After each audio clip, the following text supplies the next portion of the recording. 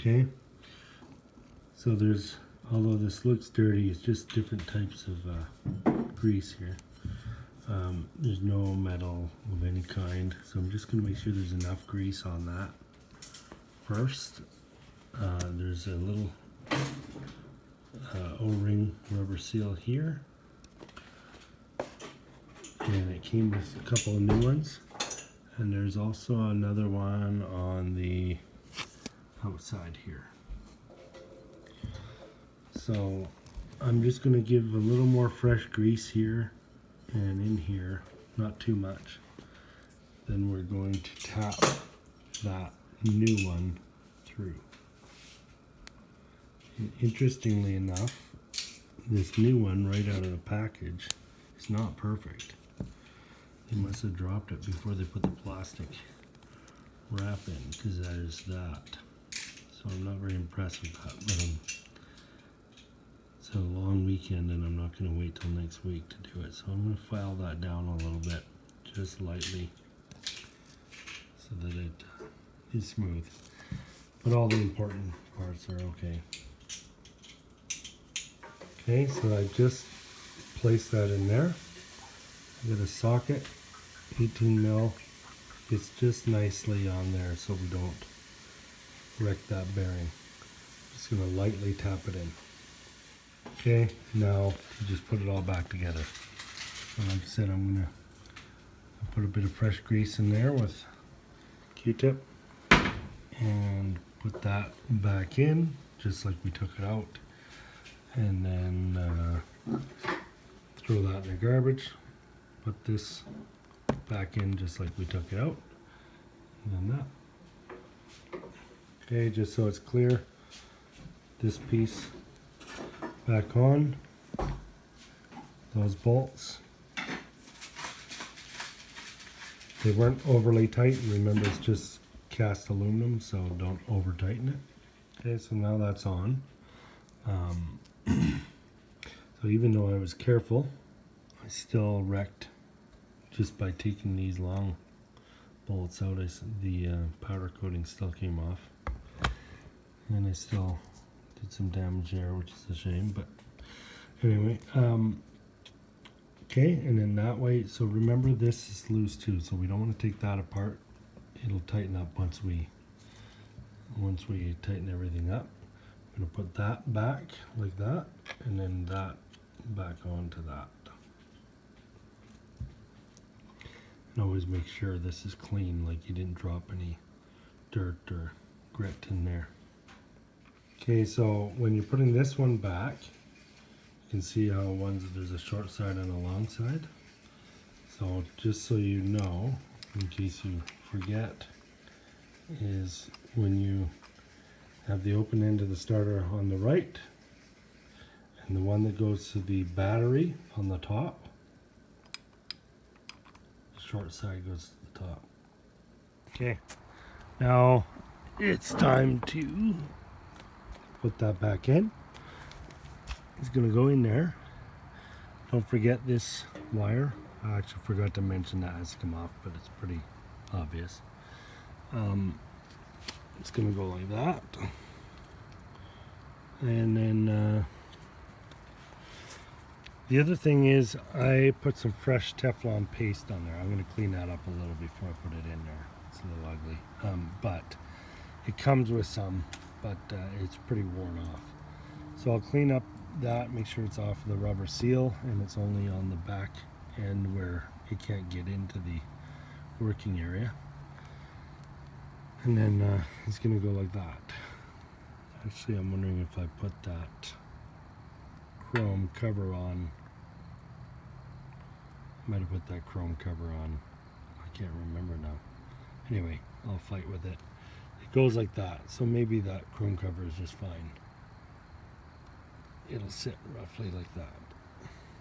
Okay, just so you're not intimidated if this is your first time, it went in super easy. It looks like it's too big to fit in all there, but if you just get it in right, you don't even have to. So some models you have to take the oil tank off and the side case off. You don't have to do that on this model. So it went in quite nicely. Now I'll just throw these Allen bolts in. And what I'll do is I'll throw the Allen bolts in, hook this wire back up, hook that battery cable back up, then hook the battery back up, then I'll fire it up. So I'll just do that right now, and then next one we're going to test it. Okay, so I'm ready to try it. I haven't tried it yet. Now I'm hoping this is what the problem was, and I'm hoping it's not compensator or anything else. But even if it doesn't solve the problem, most people are recommending to do the starter clutch at the same time when you do your compensator anyway. So if it doesn't work, well, I'll do the next step. But at least if it does work, I've saved myself quite a lot of money. So we'll go give this a shot here.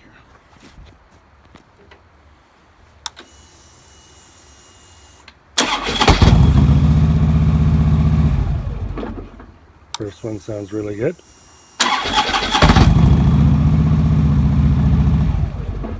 Second one, there was a hesitation, but there was no actually metal on metal.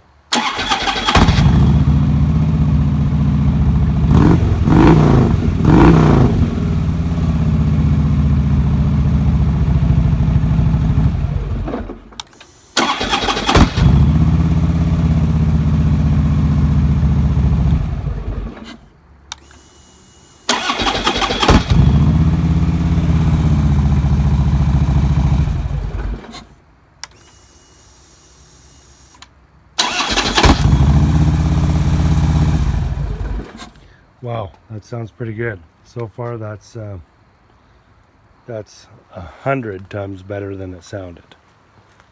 So I'm hoping that was it. What I'm going to do is I'm going to run it for the week and see how it goes. And if it turns out that it wasn't it, I'll let you know. But yeah, way cheaper, and this is not what everybody told me it was. Oddly enough, almost everyone I talked to told me it was a compensator. So I think they're so often done together that it's assumed that that's what it was, and I'm sure that's what it is a lot of times. I don't know enough about this model and these years that to say one way or the other, but I know that's what everybody told me. So it looks like that's what it did it. So yeah, why not? If you have the same problem or you have a horrible sound on your starter on startup. See, my issue was that it was just not. It wasn't just when it was hot, like some people claim. And there was a lot of inconsistency. So yeah, I'm gonna shut her down here, and I'll put everything back together. Everything else is pretty easy. If it's your first time doing it, you just click that back in. That's really easy. There's a little top plate right there that goes on. Your side bags that's nothing. One screw for your seat, and we're ready to go. So this whole thing, even with pausing to video and everything, I don't know how long it took me. It was, I don't know, at the very most, an hour and a half.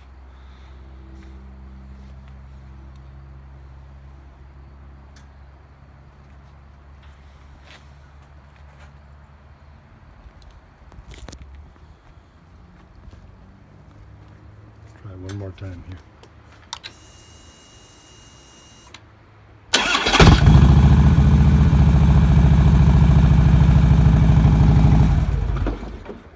Wow, I'm pretty happy with that. 136 bucks.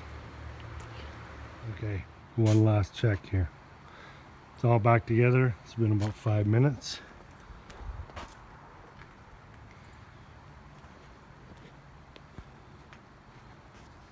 See what happens.